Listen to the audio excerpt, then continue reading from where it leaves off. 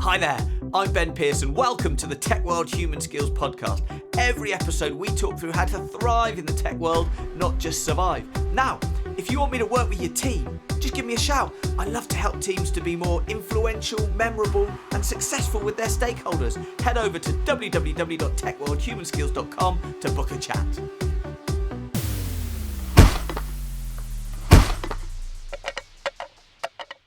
Hi everybody and welcome to the Tech World Human Skills Podcast. We've got another great episode for you. If I do say so myself, we're going to do another question and answer session. People have loved these before. They're great fun for me to record. And so rather than pick on a particular theme, we've got a load of questions that people have been submitting that we've been talking to people about. So to help us, again, I've brought back a friend of the show, somebody that's done a number of episodes, and I've loved filming every single one with him. So please welcome to the show, Ben Caird. Hello, Mr. Pearce. Nice to be back in Pearce Towers. Yes, it is. Well, it's brilliant to have you with us. Brilliant, because it's always good fun. Yes. I think people like listening, and also you've been around for a long time because you're very, very old in the industry.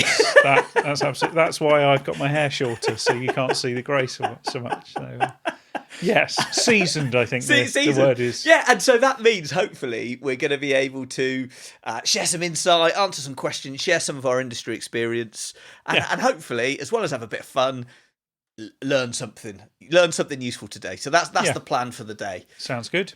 So we've got some questions that we've got hold of. Do you want to start with a question? No. Let me start. I'm going to start with a question for you.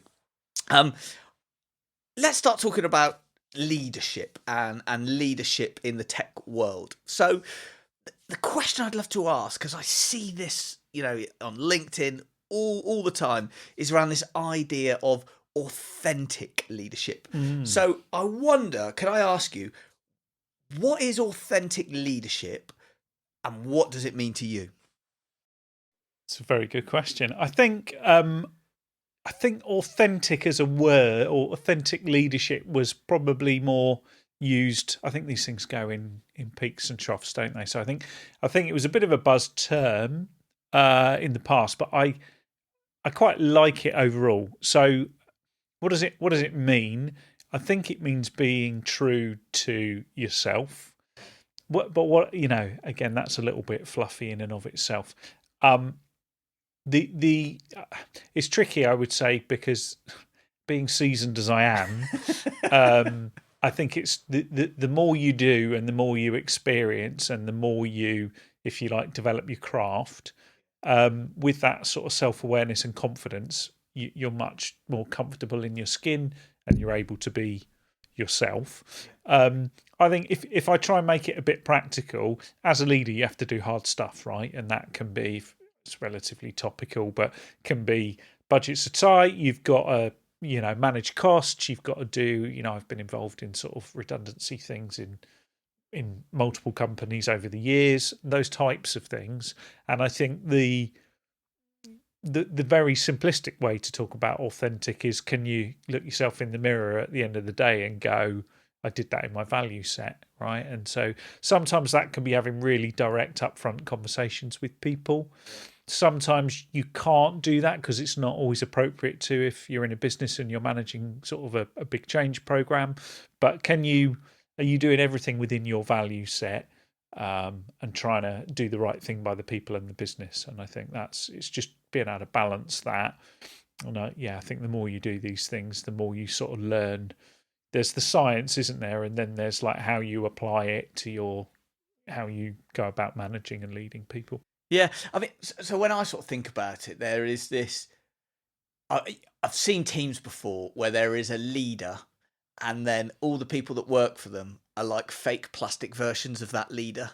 They're like, and for me, that's, you can have a company culture, or a values of a company, but when you've suddenly got all of these people are just like their leader with a very bold personality or very certain, and and when you speak to them as people, they are different people to the way they come across when they're leading, in inverted commas. Yeah, I know what you mean. I also think you have to go through some of that, don't you? So certainly, if I think back to our when we worked together a couple of decades ago, you know, as an early on in your leadership journey, for want of a much better term, there's certain people you look up to and you think, I'd like to sort of emulate that. Yeah. But then you do quickly realise, actually, that's, while I appreciate their leadership, that isn't me. Yeah. But there are a couple of elements that I can probably kind of build into how I go about things. So I think, that there's a real balance there. I think early on in your leadership kind of career, you're looking at what you want to put in your kit bag. Yeah. I don't think that stops, but it probably you don't move as far as you kind of go through that. So how do you balance, right? So I guess you've got this authenticity. So that's the idea of, who you are, your values, you're trying to live by who you are. Mm-hmm. You're aware of your strengths, so there's some self-awareness here. I'm aware of some strengths. In your case, there's a lot of weaknesses as well. Yeah. Yes. So, but no, for everybody, you've because of self-awareness. You see, that's why you don't think you've got any.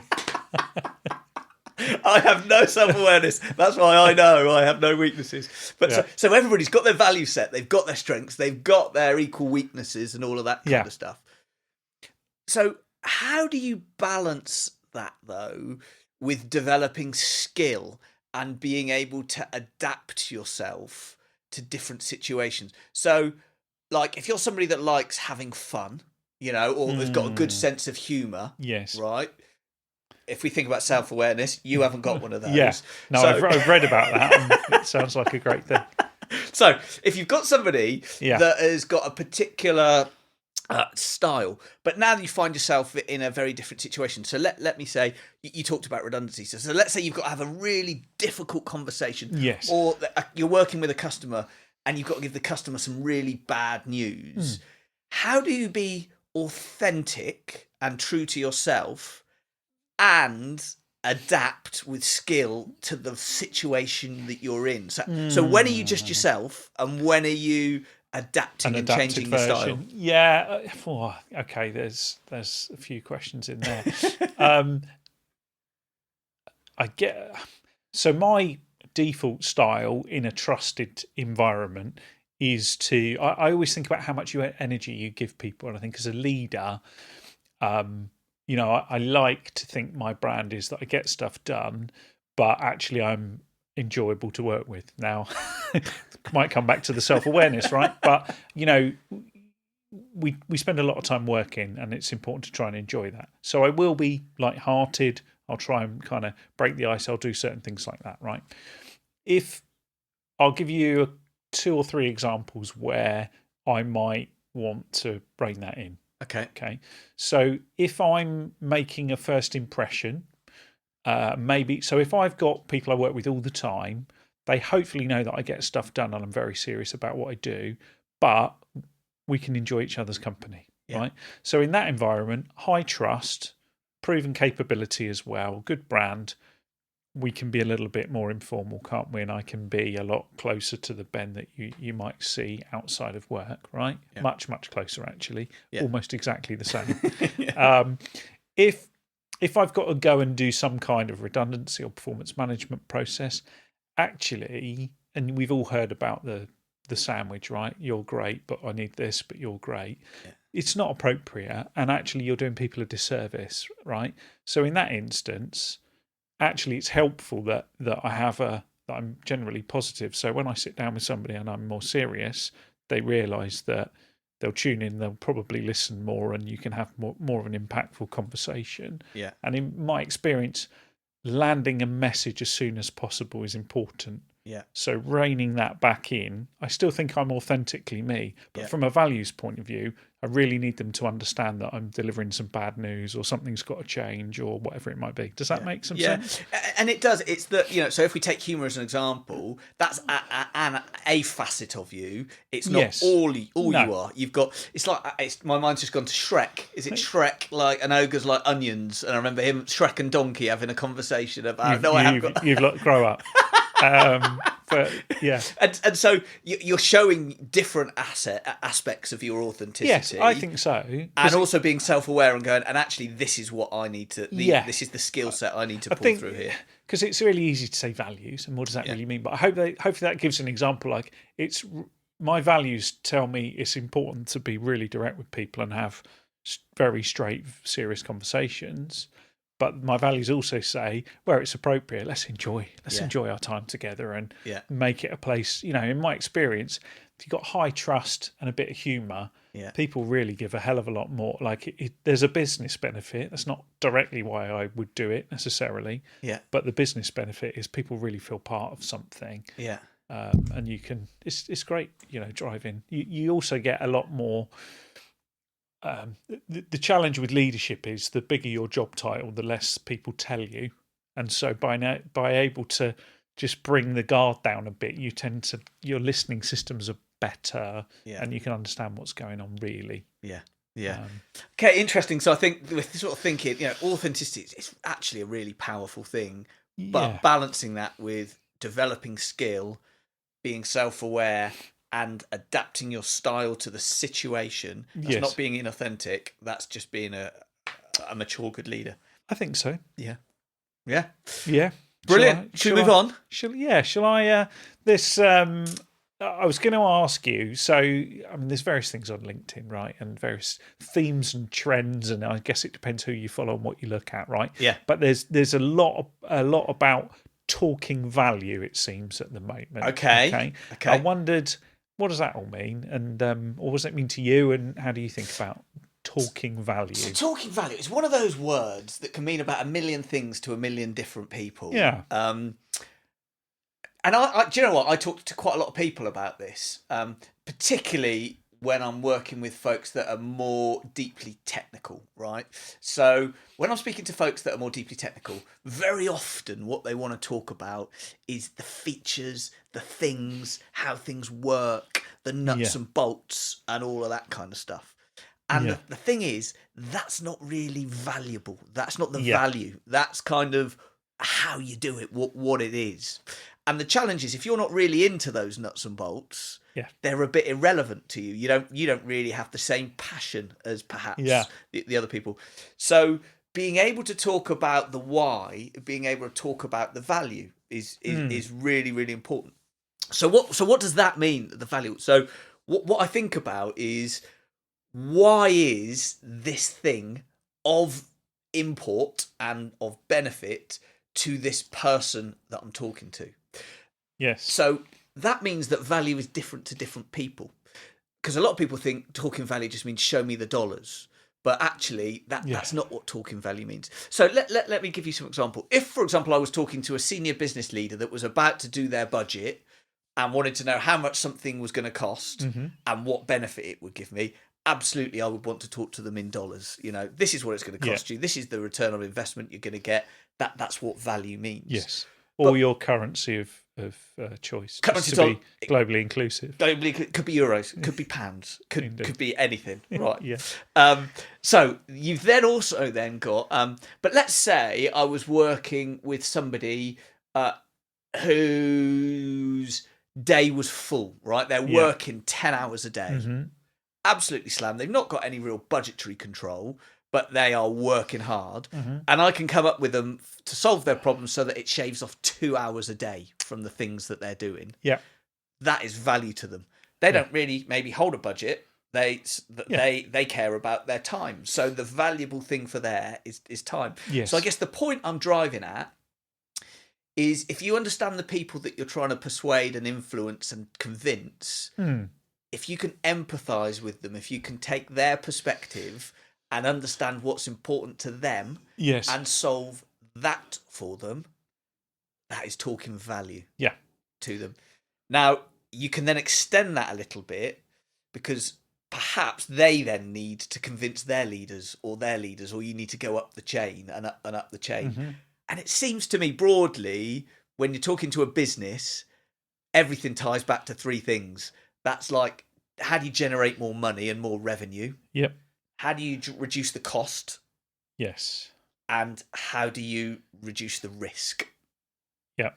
So if you are making more money, that's brilliant. If you can do it cheaper, brilliant. And if you can do that at less risk, brilliant. Boom. And if you think about most things, you can probably get to one of those three kind of like high level and things. It's often pain, isn't it? I often think, like when we used to do proactive services in the past, we would often be talking to customers about pain, whether it took however many thousands of staff this long to log in, or they had an unstable set of servers. It was, can we take that pain away? And that comes down really to at least one, if not all three of the things that you've just touched on. Yeah, absolutely. Sort of understanding what are they running from, and what are they running to. And if you can understand those two things and talk in that language that helps them on that race or that journey or that kind of stuff, that's talking value. So it doesn't have to be dollars or euros or pounds.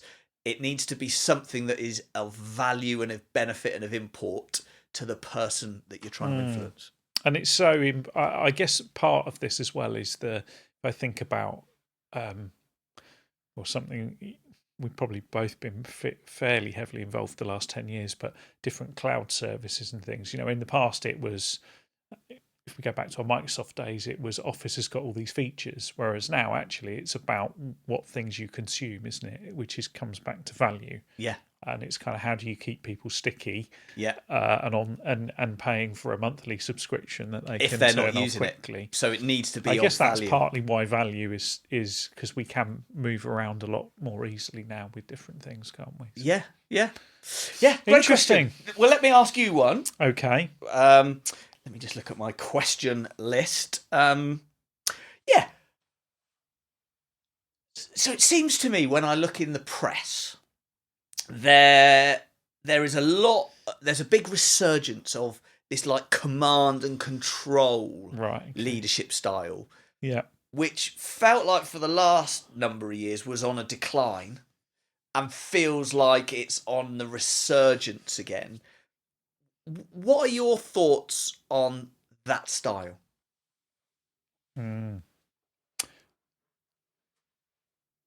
It's a big one, and I can imagine some of the leaders you might have in your mind that draw you to that question. What do I think? I think I sort of look. Most things are cyclic, right? And so if you look at where we are, massive simplification of the world, but we're probably peaks and troughs, and things are probably a little bit trickier now, right? And you look at the pressures in the system, and to your point, everyone's trying to do everything a little bit cheaper, a bit quicker. There's pressures, isn't there? And I think everybody feels that. Well, certainly we do here in the UK and in a number of markets. I'm sure of that. Yeah. So command and control. So I would be more towards servant leadership. Okay. As a style, if you were going to contrast those on a continuum at either end, I'd like to think I'm probably somewhere in the middle, but leaning towards servant leadership. Okay. Right?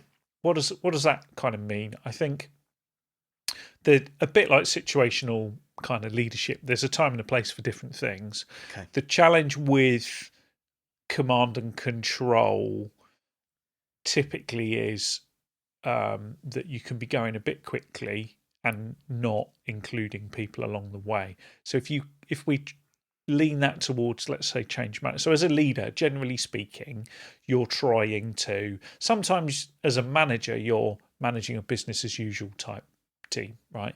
But in the main, as a leader and a manager, you're probably trying to transform. Certainly as a leader, right? You're trying to make things considerably better. And generally the hardest thing to do is to change human behaviours, right? We can implement technology, but actually getting people to do the thing that we need them to do to make the investment work is the tricky bit in my experience. Yeah. So the reason I think servant leadership is helpful is generally, in my mind, so servant leadership might sound quite soft to some people, but in my mind, it just means more of a collaborative style. Okay. So rather than a decisions being made over here and then an organisation being told that's the change, do the thing, in my head, servant leadership is taking maybe a little bit more time up front, and you can't collaborate with everybody, that doesn't work.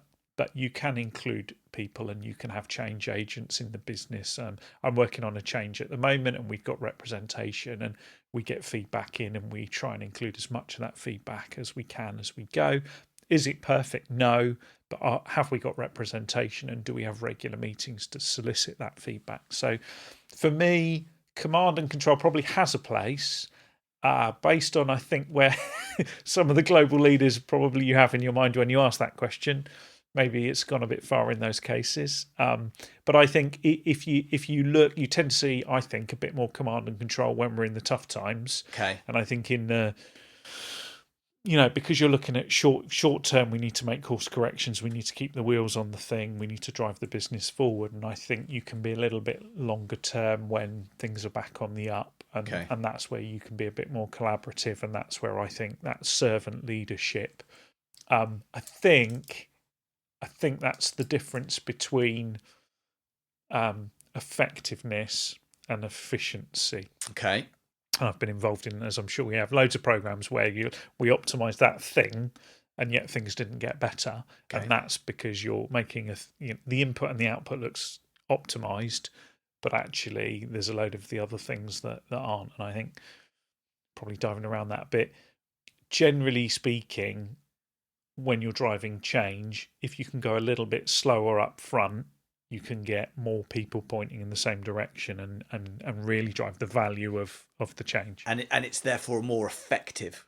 Exactly. Because rather than tell somebody what to do and they've not done it, they've been included and they are doing it. Yes. So it's a more effective. So it took you longer to get there. So it's less efficient to get there, but it's more effective because they're actually doing it as opposed to not doing it. Yeah, that's my experience. So you never get you rarely get 100% of the people doing the thing because they want to do the thing. Yeah. But you can probably get a decent majority who are bought into it that will give you that discretionally, their time, their energy, and then, versus all the people doing the thing because they were told to. It's kind of kicking and screaming is not the is not the effective way to drive a change. I must admit, so if I think about it as who I want to lead me, I hate my leaders having a command and control style. I hate it. That is like, it doesn't get the best out of me.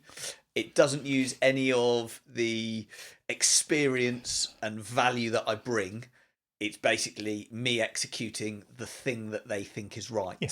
And now if I then think about where I've led teams and I'm managing down, of course, sometimes you're under pressure to make a change quickly. We need to change quickly. And then there is that tendency to go down and say, look, just do this. We need to do it. But then I flip back and go, but hold on, I'm not taking advantage of all of their skills, all of their things. I'm not. And I just remember, and so there's a couple of flaws with that command and control thing that I think of. Is firstly, you're assuming that the person that gave the edict has got the right answer, that there is a right answer, and that is the answer, which may not be the case, and it might be some other people have got a different approach that's a better answer. And then also, you're just demotivated. I remember there's a chap that we both know well, very smart chap, extremely motivated, was working in a command and control type leadership environment. And his boss just never asked him, what do you think? And then he got a new master? Not slavery. Got a new boss. Got a new boss. An insight. And the first thing was like, what do you think? And I remember our friend going, that is such a powerful question. It's a refreshing. It motivated him. And that's my challenge with the command and control is For sure. I think, being devil's advocate, and I'm not contradicting myself, the devil's advocate is you can't ask everyone what they think, and you have to move forward, and you know. Every decision made by committee would take forever. Yeah. And so there is a balance. Yeah. But I think you have to. I mean, it's a bit like parenting, isn't it? If I ask my kids what they think, and that's a little bit dangerous, but generally speaking, if they come up with the idea, they're pretty keen, and they're bought in. And if I tell them we're going for a walk, it's like, but there's other things I can be doing that involve a screen, right? Whereas if I say we are going to go out, but where do you want to go? It's a different conversation. Yeah. And I think that's human nature, isn't it? Really. Yeah. I also think about the difference between delegating tasks and outcomes in a work setting. Okay. So we need to get X done. Can you come back to me with a plan on how you'd go about that, and we can bounce it around? Yeah.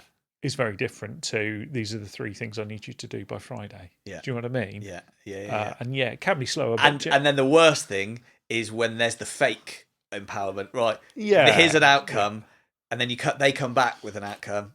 No. Now do these 3 things, which is like they've been on a course that tells them they need to listen more. Yeah, but then there, the other side, it's really tricky because there's not an exact answer. But I think if I think about that, I've had things where people have come back and I'm like, it's going to be tricky to get where we need to. Yeah, and I'm not sure if I've got time for a full on afternoon with a whiteboard, right? So but then I also think that's where you have to play to strengths and delegate the right level of outcome. So it's that's where the art and the science come together, right? Is you have to make some judgment calls along the way. Yeah, and actually probably not the right answer, because there is a right answer, but there's a bit of balance, and a bit of diversity. That's a little bit why I talked about the spectrum up front, because I do I think generally it's a bit like strengths and weaknesses. If you can get the balance right, then you're you in can a get good the place. benefits. If you go extreme on something, then it's nightmare. Weakness. Should we move on? We should. I was going to chat to you about. So there's all sorts going on, lots of pivoting left and right.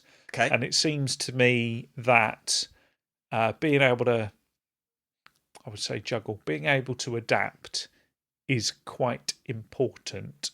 Okay. And I thought, given what you do and how you do it, you might be someone that can share a bit of insight on adaptability. Yeah. I think adaptability is one of the key things at the moment. And if you can adapt, you will be able to thrive.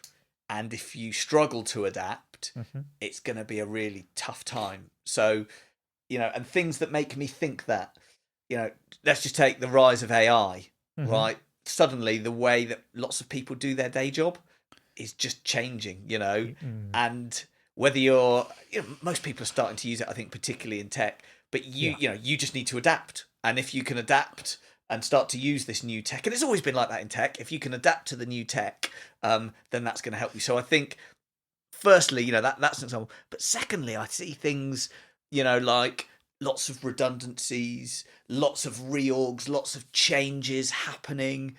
And again, people need to be adaptable. You need to be able to adapt, whether it's a direction you want to head in, or it's because something gets thrust upon you, like you've been reorged into a different team, you've been made redundant, you've decided, like me, to start your own business a few years ago. So there's all of these things, and I remember there's a training course and I think you went on it as well many years ago. This is back in the noughties, with a chap called Nicholas Bate. I think you did go on it, didn't you? I did. And was it called Personal Excellence or something? There was like Personal that? Excellence 1, 2, and 3, and Personal Mastery, I think. Right. Oh, was there? There was a whole series. Yeah. I remember laying down meditating in a room with lots of work colleagues. Yes. Now, and I remember there was a framework that he came out with then that I use all the time. Which is BAT, B-A-T. So basically, the idea is, firstly, getting on board with the fact that you do need to adapt, that you do need to grow, you do need to learn, and that's an important thing to help you throughout your career.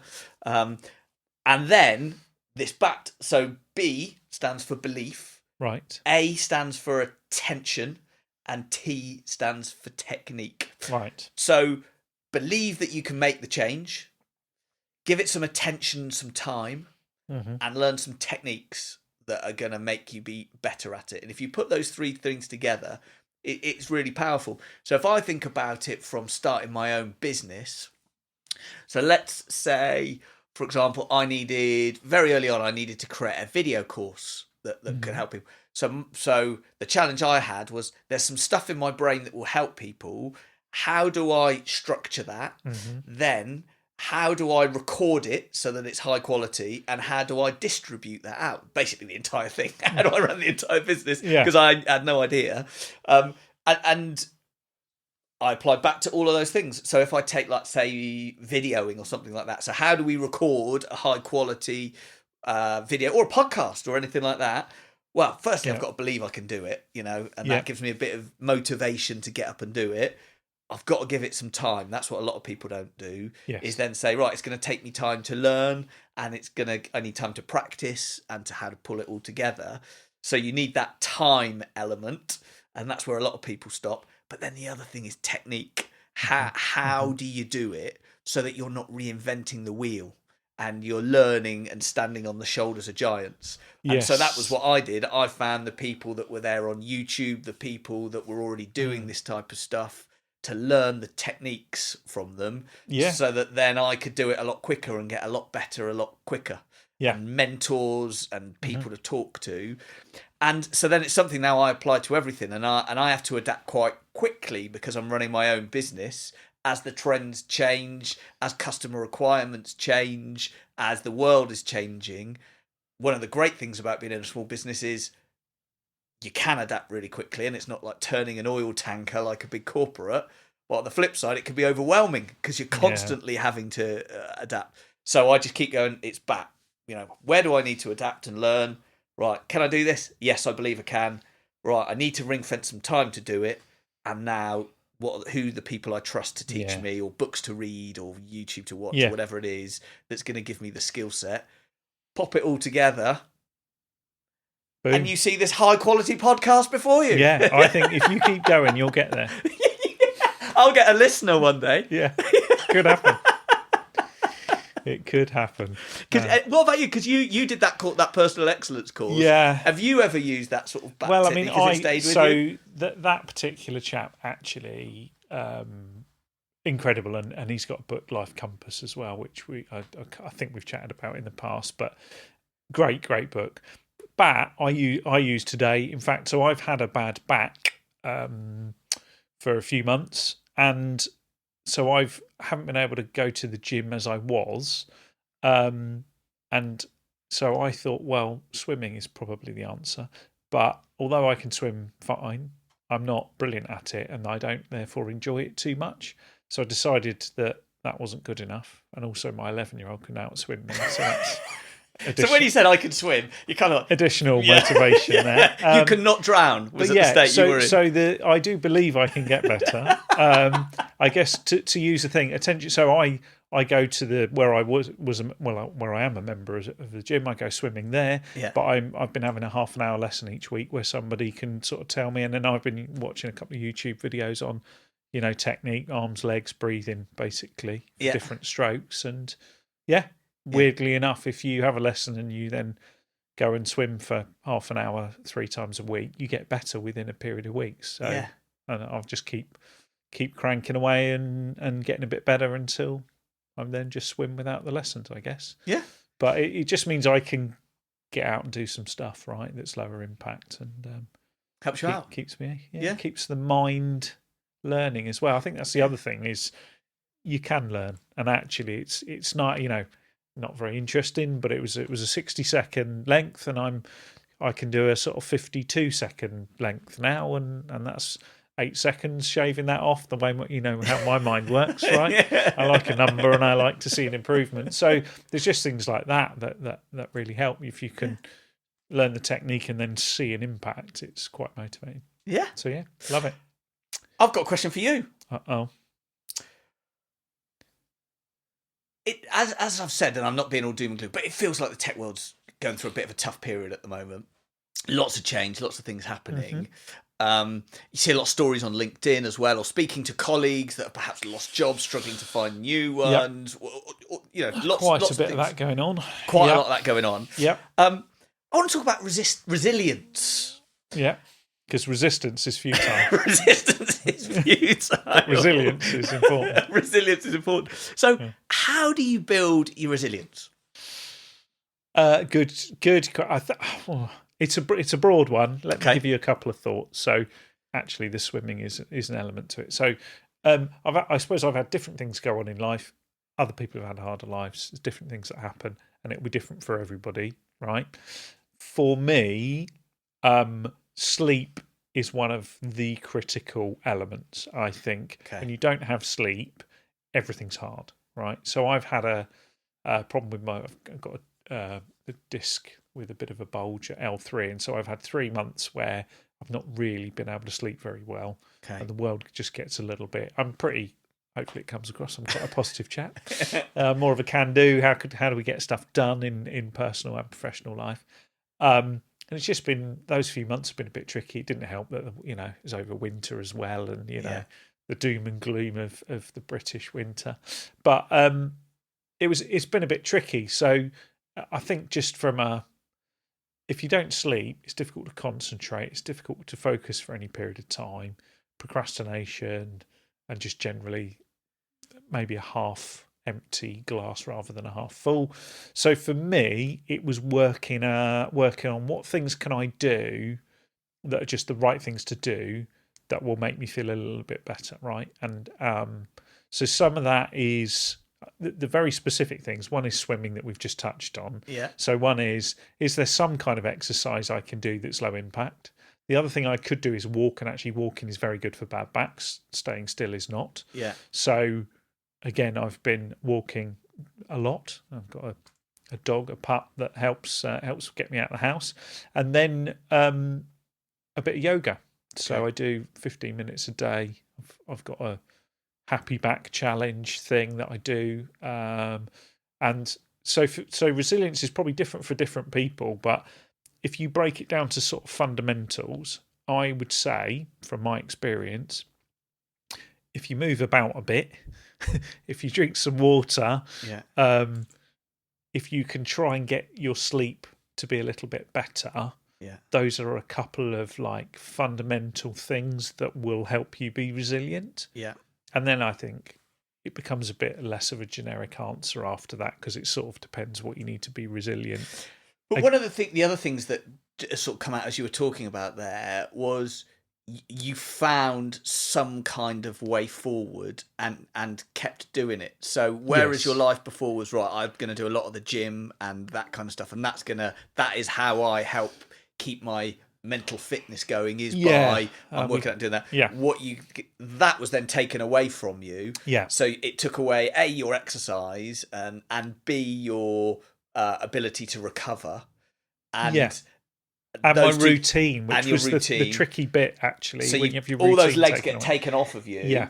So what you did was you then went, but actually, I can't do that. I could dwell on that, or I could find the thing that I could do, and that was walking, swimming, and there's not a lot you could do about sleep, but you go, right, I can do the walking and the thing. Yeah. And I can that can become the new routine, and I just keep.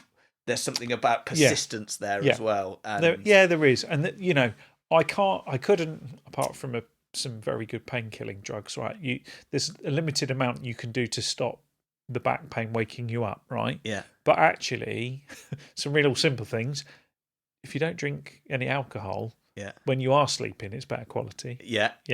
If I found that if I went for a walk after my dinner and I didn't eat too late, there was a reasonable chance. And then, yes, it didn't fix anything, but it did mean that actually, as I came out the other end of things and I could sleep for longer periods of time, that my recovery, I would say, was quicker. And it just had kind of mental well-being, I think, was a term you used, just feeling a bit better about your situation is important. So, I think it's just, it's trying to get tangible, simple things and then build on. Like there's was it the habit stacking? There's a book, I think, on that and various things. But how what's your morning routine where you can kind of do a couple of things that are like zero friction, right? There's no reason not to do it in the morning, or there's no reason not to, instead of sitting down to have a 5-minute, 10-minute lunch, just walking around the block is something that we could all do. Or there's loads of things like that. And I think the other thing is,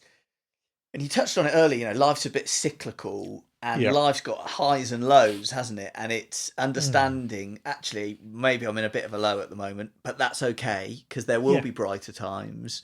Yeah. And with a bit of optimism, an ability to adapt, so tying it back to that previous thing. So a bit of optimism, a bit of an ability to adapt, taking some action, and then just getting back up.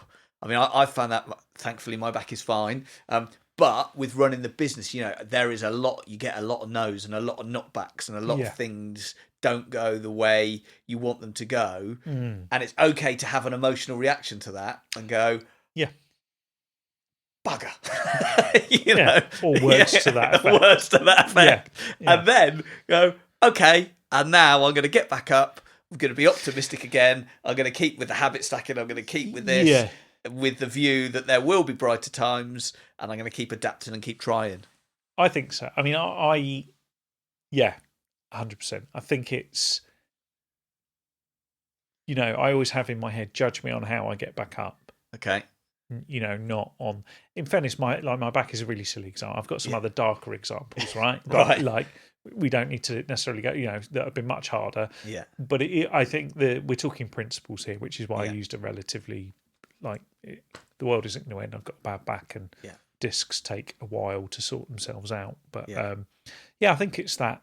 It's exactly that. You got to be kind to yourself though as well. Like that's the balance of if you take it to the extreme, judge me by how I get back up. Could be quite negative for some people, because it's like, well, if other people couldn't do it, then why can't I? And you can be a bit hard on yourself. Whereas I've got quite high self-assurance, I would say. So I never beat myself up for having a bad day or a bad week or a bad month. I just think I'm not going to let that happen again. Yeah. Try and move and forward go again. with And sometimes it's harder than other times. Like you say, life's hard. But what I will say, with my silly back example, my God, I feel like a different person. Like the low, if you like, of not sleeping and just feeling generally lethargic, to now sleeping again. Like I feel like a different person. So you're in more of the high. And, And actually that low helps you appreciate the high. The contrast, I think, in life is a key thing, actually. Yeah. And it's an easy thing to think rationally. If life was just a flat line, it would be very beige and boring, wouldn't it? Yes.